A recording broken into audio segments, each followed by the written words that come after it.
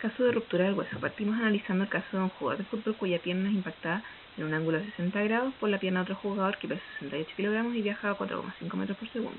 La velocidad perpendicular al hueso se puede calcular como el seno entre la velocidad del jugador que impacta y el ángulo entre las piernas, y la energía de impacto se puede calcular con esta fórmula utilizando como datos la masa corporal de la persona que impacta y la velocidad perpendicular al hueso. La velocidad de impacto se puede descomponer en dos, que es la paralela, que es la que causará heridas por abrasión menor, y la perpendicular, que es la que finalmente causará la ruptura del hueso.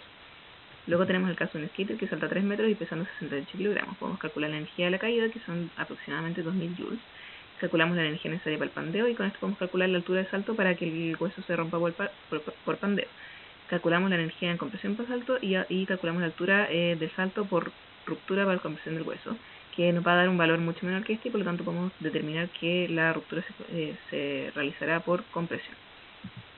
Luego tenemos la energía de los modos de fractura, que calcular la fricción del hueso, lo cual se hace mediante esta fórmula, teniendo en cuenta que los huesos con canal medular son huecos y tienen un radio externo y un radio interno. Luego podemos calcular el momento de inercia de la superficie, que es la propiedad del hueso para resistir un cambio en su movimiento.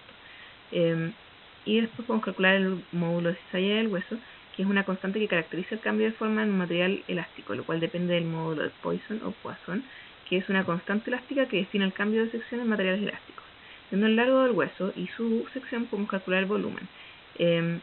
Luego la energía por sección se puede calcular de este modo, la energía y utilizando la energía de impacto.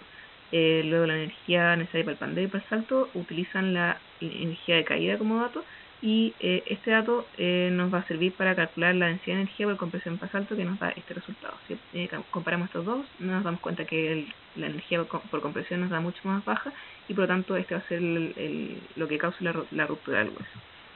Luego en las tensiones tenemos que la compresión va asociada a una deformación, el pandeo a una tensión y la flexión a un desplazamiento. Con cada una de estas respectivas fórmulas calculamos las tensiones críticas en cada uno de los modos, y aplicando la fórmula de tensión podemos calcular las fuerzas por compresión, por pandeo y por flexión. Luego en la posibilidad de los músculos para compensar la ruptura, tenemos que calcular las secciones del músculo para cada uno de los casos, y luego calculamos la tensión máxima del músculo y lo comparamos con las tensiones al sufrir pandeo, compresión y la cizallo-dilatación.